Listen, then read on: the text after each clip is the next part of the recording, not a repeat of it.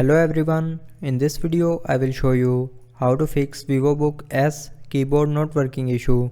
So before starting the video, don't forget to subscribe the channel and also press the bell icon. So to fix this issue, follow every single step as I am showing you in this video.